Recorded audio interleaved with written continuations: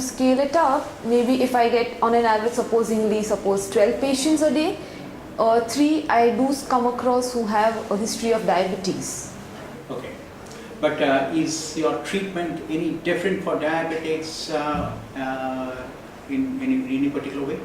Yeah, in particular kind of treatments, we have to be aware about the fact that the patient is diabetic and modify the treatment accordingly.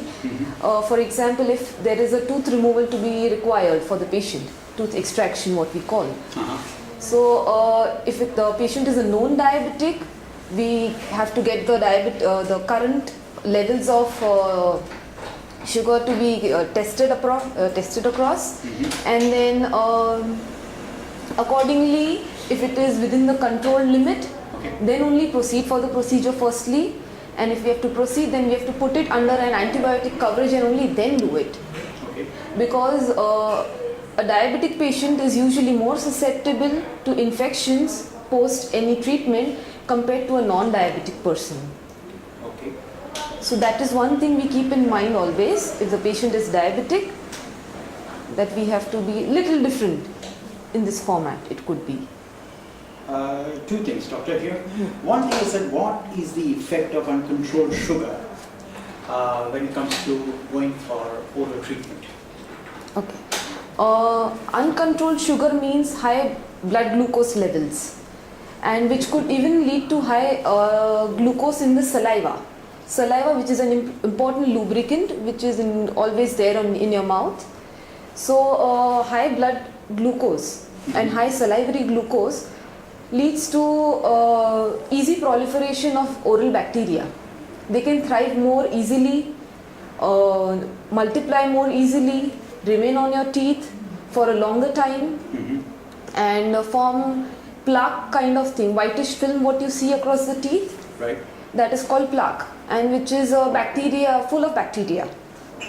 And if it is not cleaned properly for a period of time, couple of days or months, then it turns into a hard deposit known as tartar, which is then much more difficult for a patient to clean. Only it can be cleaned best by a professional. So in that way, the count of organisms in your mouth, microorganisms, it goes on increasing, and hence starts the other gum problems, teeth problems, the two main. In gum problems, it would be like inflammation of the gums, gingivitis what we call, which is the first stage. And it's a reversible stage if corrected at proper time. But if it is not attended, then it can proceed to periodontitis, which is involving the other tissues that hold the teeth in place. That is the ligament. First thing is do any kind of invasive treatment only when the patient is under controlled diabetic and within the limits, not exceeding 200, for example, postprandial. And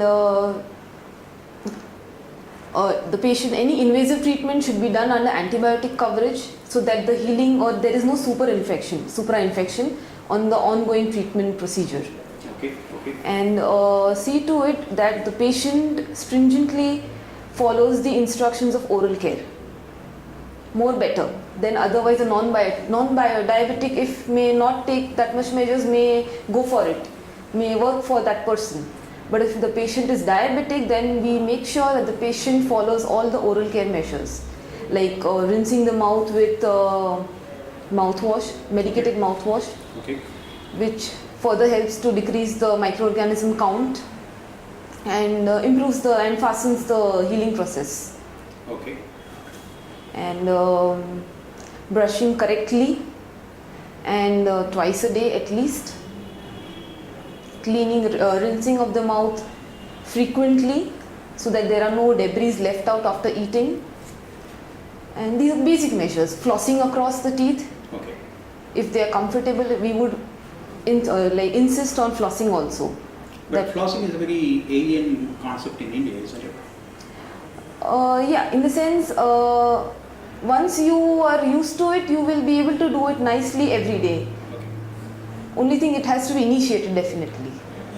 Doctor, now when you talk about oral care, is there any special care that diabetics have to take other than brushing your teeth twice a day and flushing? using various kinds Yeah, of... they can use a water pick also, which is an oral irrigation system which they can get it installed in their house. Okay.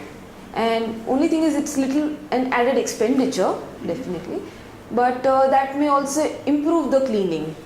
Or they may use power brushes also, which may enhance the cleaning, Okay.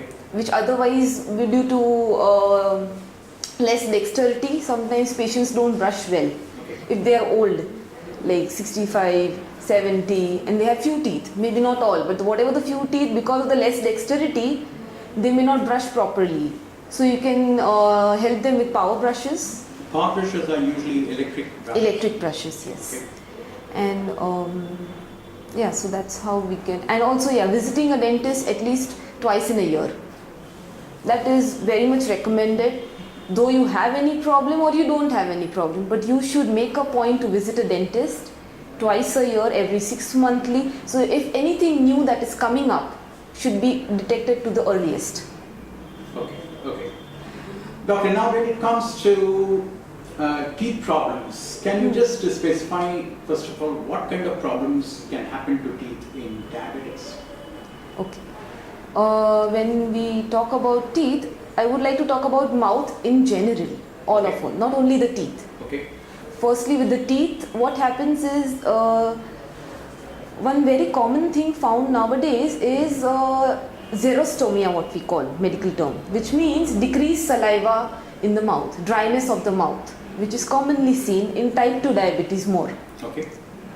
So because of which the amount of salivary flow decreases, and plus if it is poorly controlled diabetic person, the sugar levels are high, the glucose levels are high in the saliva.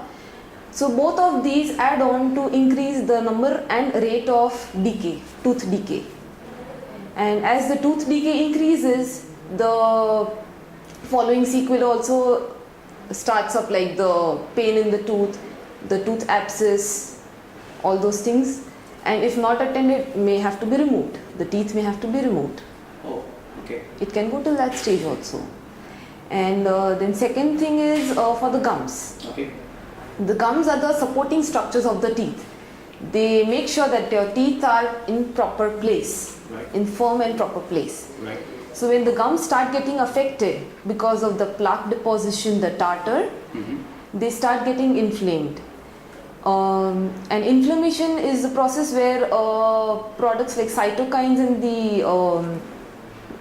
the inflammatory mediators, they increase up in the blood and in the blood vessels over supplying the gums, and which further helps in destruction of the gums. The bone, the gums, the ligaments, they start dissolving if it is not attended, and which can go to an irreversible stage wherein the teeth may start moving, they become mobile, they become loose. The tooth is not decayed, it's healthy, but the gums are loose and weak. What actually is the cause for that? We get a few emails on that saying that the tooth is quite healthy, but we are still losing teeth very often. Yeah, that is because the resistance of the gums to fight the infection, the microorganisms which are always there around their gums, the body response to those decreases. The host defense decreases. And that's why the byproducts of those microorganisms, the acidic products, they start destroying your gums and the ligaments. And your bone ultimately starts dissolving. And as the bone starts dissolving, the tooth becomes loose because it's the bone which is holding the tooth in place. Very true. So once the bone starts dissolving, what can be done is it can be only halted. It cannot be reversibly usually brought to the original levels. Okay. So that's how it's like the body, the proteins and all, the useful proteins, they decrease up. And the harmful, like the inflammatory cytokines and all, they increase up in the body. And plus also the blood supply in diabetes, it's vascular disease also is involved. So the blood supply also to the tissue decreases. So the amount of oxygen and the nutrients reaching the gums and all also decreases, which can further lead to increase in this whole sequelae. So if you see a glycosylated hemoglobin report of a diabetic, how much would you think would be good for oral health? It should not exceed from the unit of 7.